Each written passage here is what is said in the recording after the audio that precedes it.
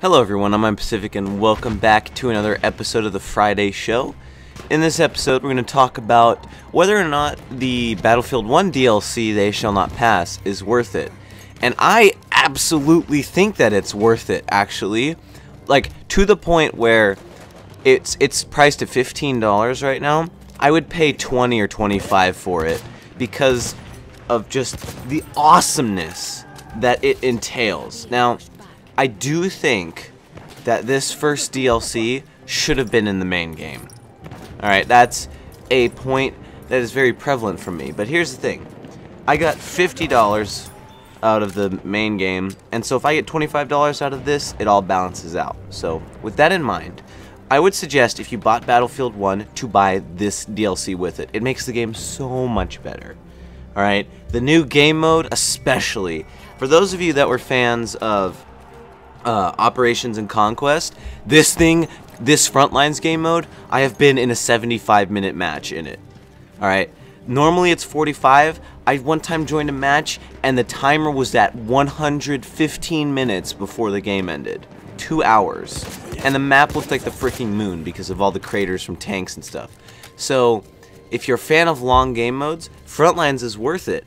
However, the teams are small, so it's also more skill based. Basically, in shooter games, the smaller the team sizes are, the more reliant it is on player skill. And so it really provides a different experience than a different version of Conquest, a different version than Rush. Yeah, it puts those two together, but with the team sizes and the way that it works, it's very much player skill oriented with, you know, that little bit of Battlefield 1 teamwork. Now, I also really like the maps they put in. I absolutely love all 4 of them. You know, for Dun is literally hell on earth. That's what I expected, and that's what we got. And it's very much trenches and then burn down buildings, but it's on a hilltop too. And the way the map moves is just absolutely crazy. And then you have Soizens and the other one, Rupture. Alright, now those two, they're kind of similar until you actually play them. Rupture is like an island in the middle, and it's got one side is like a train station, and the other one is pillbox bunkers. And then you got Soizens, which is basically a big farmland, and it's kind of like St. Quentin Scar, except not a grassland; it's a farm. And then you have the Fort de Vaux map, which is absolutely crazy, too. Like, it's a big map, and it's crazy because it's just a big, fat bunker along with trenches. So I love the maps and the guns. Oh my gosh, the guns. It's absolutely awesome the way that they made it so the guns do not feel like carbon copies of different guns. I haven't gotten the assault weapons yet, so I can't talk about them, but the medic rifles, those are pretty cool. You know, they're different.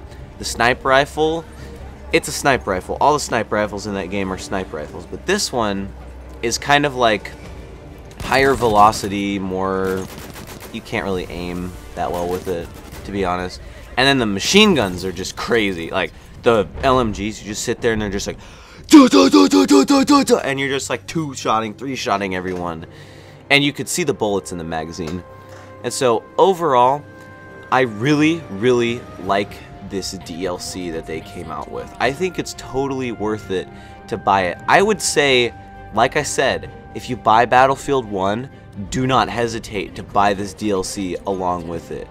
Alright? There's cool challenges. I haven't gotten any of the melee weapons. I really want the nail knife because I think it's cool to shank someone with a nail. But I just really like the way that these maps were executed. There is a lot of things that they could have done that could have been just cookie cutter, you know?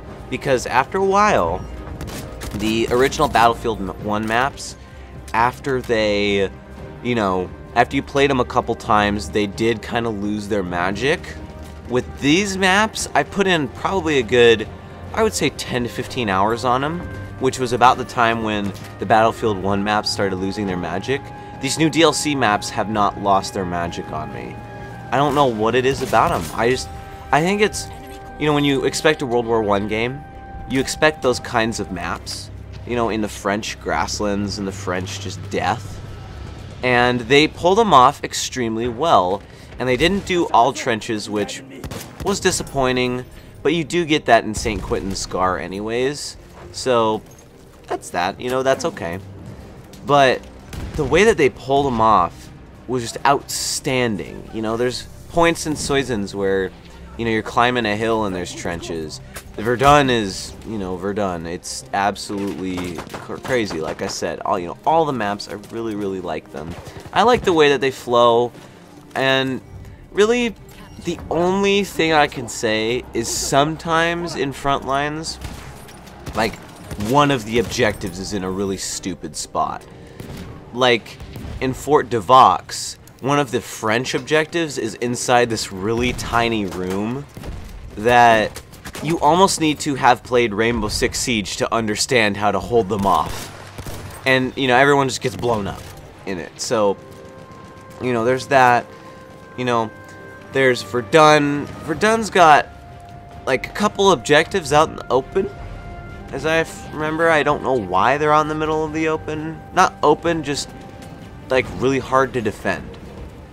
It's very, very weird. But, you know, those are little gripes. They don't detract at all from the main game. They actually add some funny experiences. If you go to the Fort de Vaux objective and you're medic and someone gets blown up, you just see all these revives and you go and shove your needles up everyone and just revive them all. But now that I am done talking about these maps, I want to hear from you guys. Are you excited for the new maps? Are you absolutely hating the new maps? Do you like them?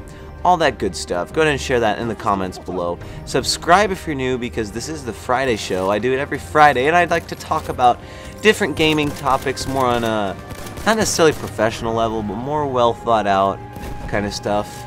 And just more flowy and not rambly, like I just did actually. But anyway, I'm on Pacific. See you guys in the next episode of whatever I decide to make.